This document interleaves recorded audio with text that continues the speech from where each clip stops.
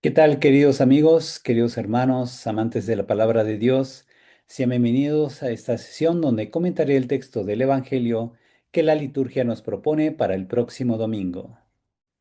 Bien, pues para este domingo 17 de mayo de 2026, en que celebramos el séptimo domingo de Pascua, celebramos también la fiesta de la Ascensión del Señor. El texto evangélico que corresponde a esta ocasión está tomado del Evangelio de San Mateo, capítulo 28, versículos 16 al 20. Le he puesto como título a este comentario: Vayan a todas las naciones, yo estaré con ustedes. Comenzamos. Hacemos nuestra oración inicial en el nombre del Padre y del Hijo y del Espíritu Santo. Amén. Padre bueno, te agradecemos porque nos has dado el don de la fe, por la cual sabemos que Cristo resucitado está con nosotros todos los días y nos confía la misión eclesial de hacer que todas las naciones se conviertan en sus discípulas. Te pedimos hoy que tu Santo Espíritu nos ilumine para asimilar tu palabra y nos sostenga en la fidelidad a la misión que nos das en tu Hijo. Ayúdanos a que, colaborando con la gracia que nos ofreces, contribuyamos de manera efectiva a la salvación del mundo. Te lo pedimos por Jesucristo nuestro Señor. Amén. Santa María, sede de la sabiduría y reina de la paz, ruega por nosotros, en el nombre del Padre, y del Hijo, y del Espíritu Santo. Amén. Procedo a leer el texto del Evangelio. Del Santo Evangelio según San Mateo. En aquel tiempo, los 11 discípulos se fueron a Galilea y subieron al monte en el que Jesús los había citado. Al ver a Jesús se postraron, aunque algunos titubeaban. Entonces Jesús se acercó a ellos y les dijo: Me ha sido dado todo poder en el cielo y en la tierra. Vayan, pues, y enseñan a todas las naciones, bautizándolas en el nombre del Padre y del Hijo y del Espíritu Santo, y enseñándolas a cumplir todo cuanto yo les he mandado. Y sepan que yo estaré con ustedes todos los días hasta el fin del mundo. Palabra del Señor. Gloria a ti, Señor Jesús. Procedo a explicar el contexto literario. Mateo 28, versículos 16 al 20, cierra el Evangelio de Mateo. Se trata de la culminación literaria y teológica de todo el relato evangélico. El pasaje viene precedido por la aparición del resucitado a las mujeres, quienes reciben el encargo de comunicar a los discípulos que Jesús les espera en Galilea, el lugar donde todo había comenzado. El retorno allí señala un movimiento circular consciente. Lo que dio inicio en Galilea ahora se consuma también allí, pero en un horizonte radicalmente nuevo. El pasaje consta de 3 momentos. El primero es el encuentro en el monte, versículos 16 al 17. Los 11 suben al monte indicado, adoran al resucitado, aunque algunos dudan. El segundo momento es la proclamación de autoridad de Jesús, versículo 18. El Señor se acerca, declara que toda potestad le ha sido dada en el cielo y en la tierra. El tercer momento es el mandato misionero y la promesa de su presencia, versículos 19 al 20. Jesús envía a sus discípulos a bautizar a todas las naciones en el nombre del Padre, del Hijo y del Espíritu Santo, y a enseñarles a cumplir todo lo que Él les ha mandado, con la garantía de su compañía hasta el fin de los tiempos. Contexto teológico. La teología mateana sobresale en este pasaje. En primer lugar, destaca el simbolismo del monte como espacio teológico de la revelación y del encuentro entre Dios y los hombres. En un monte Jesús fue tentado por el diablo, en otro se transfiguró ante sus discípulos más cercanos, en otro monte pronunció el sermón de las bienaventuranzas. El contraste con la tentación del desierto es especialmente significativo. Desde un monte muy alto, el diablo había prometido a Jesús todos los reinos del mundo si lo adoraba. Ahora desde otro monte es el Padre quien le otorga toda autoridad y los discípulos se postran ante él. En segundo lugar, es decisivo el uso del verbo prosergomai, que significa acercarse, que aparece 52 veces en Mateo frente a las pocas ocurrencias en los otros evangelios. En el vocabulario mateano, este verbo expresa la dinámica fundamental del evangelio. En Jesús, Dios se acerca al ser humano. La teología del Emmanuel, el Dios con nosotros, de Mateo 1:23, alcanza aquí su formulación definitiva. Yo estaré con ustedes todos los días hasta el fin del mundo. El Evangelio abre con ese nombre y cierra con esa promesa.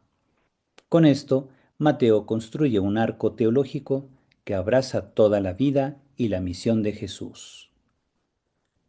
En tercer lugar, la fórmula trinitaria del bautismo refleja una comprensión de Dios que la Iglesia irá profundizando progresivamente.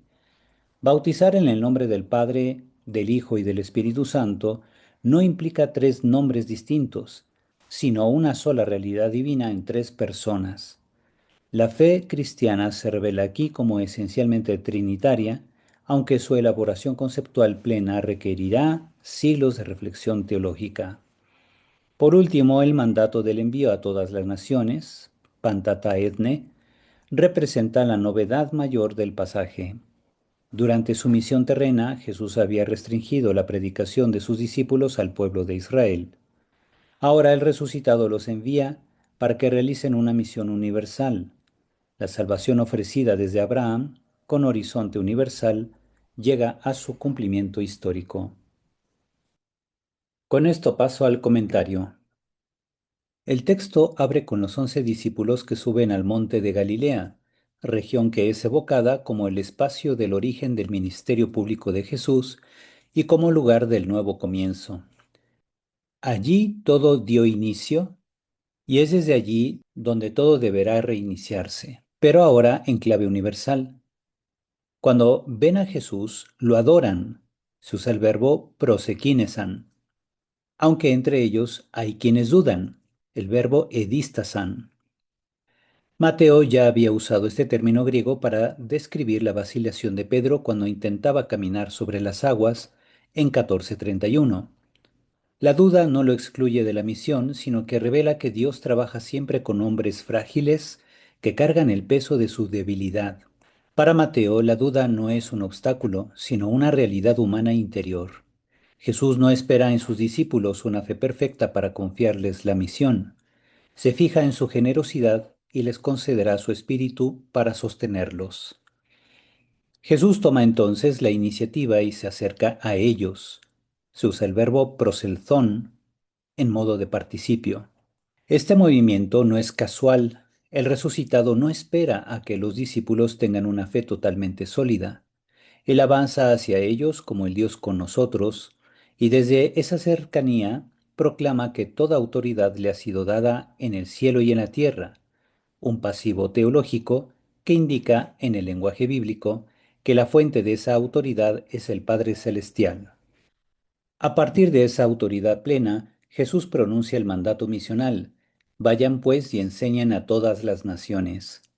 El verbo central en griego es maceteusate, que significa hacer discípulos, al que se subordinan tres participios: poreucentes, que significa yendo; baptizontes, bautizando; y didascontes, enseñando. La misión comporta así tres dimensiones inseparables: el envío apostólico, la incorporación sacramental al misterio de Cristo mediante el bautismo y la formación permanente en su enseñanza. No es suficiente el rito sin la instrucción, ni ésta sin la plena inmersión en el misterio de Cristo. La fórmula bautismal, en el nombre del Padre, del Hijo y del Espíritu Santo, presente también en el documento paleocristiano llamado la Didaché, se convertirá en la base de la liturgia bautismal de la Iglesia. El hecho de que se hable de el nombre en singular y no de los nombres en plural subraya la unidad del misterio divino que se revela en la Trinidad de personas. El texto cierra con la promesa que lo sustenta todo: yo estaré con ustedes todos los días hasta el fin del mundo. Esta promesa de presencia es la que hace posible la misión. Los discípulos no van solos, el Emmanuel los acompaña. La historia que el Evangelio de Mateo ha narrado no termina en estas páginas, se abre hacia otra historia, en la que la comunidad de los creyentes prolongará en el tiempo la presencia de Jesús en el mundo. Si les gusta este tipo de contenido, denle like al video, suscríbanse al canal y activen la campanita de notificaciones para que YouTube les mande un aviso cada vez que yo suba un nuevo comentario a la palabra de Dios. Y ahora vamos a continuar. Enseñanzas para la vida. Primera enseñanza, el resucitado se acerca primero a nosotros. En el relato de Mateo, son los 11 quienes suben al monte, pero es Jesús quien da el primer paso hacia ellos. Este detalle no es menor. La fe pascual no es el fruto de nuestro esfuerzo espiritual, sino el efecto de un encuentro que Él mismo propicia. El tiempo de Pascua nos invita a reconocer que el resucitado no espera que nuestra fe sea perfecta, ni que hayamos resuelto todas nuestras dudas para venir Él a nuestro encuentro. Jesús resucitado se acerca a nosotros en la oración, en la comunidad, en los sacramentos, en el rostro del hermano que necesita ser escuchado. Disponernos a ese encuentro es la actitud fundamental de quienes desean vivir la Pascua desde adentro. Segunda enseñanza, sabernos enviados transforma nuestra manera de vivir. El mandato del resucitado no es solamente una instrucción para los 12, es la identidad que define a cada bautizado. Haber recibido el nombre del Padre, del Hijo y del Espíritu Santo en el bautismo significa que pertenecemos a una misión que nos antecede y nos trasciende. Sabernos enviados por Él implica asumir sus principios, sus valores y sus actitudes. La misericordia, la mansedumbre, la búsqueda de justicia, el amor que no excluye a nadie. El tiempo pascual es una invitación renovada a preguntarnos qué tipo de discípulos estamos siendo en la familia, en el trabajo, en la comunidad parroquial, en la sociedad. Vivir como enviados no es un privilegio reservado a los consagrados, es la vocación de todo el que ha sido bautizado. Tercera enseñanza, no estamos solos en el camino. La última palabra del Evangelio de Mateo no es un mandato, sino una promesa. Jesús dice, yo estaré con ustedes todos los días. Esta certeza es el fundamento de la alegría cristiana en Pascua. La misión puede parecer demasiado grande para nosotros y las fuerzas propias resultan siempre insuficientes. Pero la Pascua nos recuerda que no llevamos al mundo una ideología ni un conjunto de normas. Llevamos una presencia viva que nos acompaña. El resucitado no nos envía y luego se retira. Camina con nosotros en cada jornada, en cada fragilidad, en cada intento renovado de ser fieles. Dejar que esa presencia nos sostenga y no solo que nos instruya, es quizá el aprendizaje más hondo que el tiempo pascual quiere ofrecernos. Y ahora realizamos nuestra oración final. Padre Dios, te rogamos nos concedas que, al reafirmar en este día nuestra fe en la ascensión de tu Hijo amado, vivamos con nuestros pensamientos puestos en las cosas celestiales y desde ellas conduzcamos las realidades terrenales según tu voluntad. Por nuestro Señor Jesucristo, tu Hijo, que vive y reina contigo en la unidad del Espíritu Santo y es Dios, por los siglos de los siglos. Amén. Y así hemos concluido con el comentario al texto del Evangelio que la liturgia nos propone para el próximo domingo. Espero pueda servirles para su vida espiritual y su impulso pastoral. Me despido dándoles la bendición. El Señor esté con ustedes y la bendición de Dios Todopoderoso, Padre, Hijo y Espíritu Santo, descienda sobre ustedes y permanezca para siempre. Amén. Cuídense mucho y hasta pronto.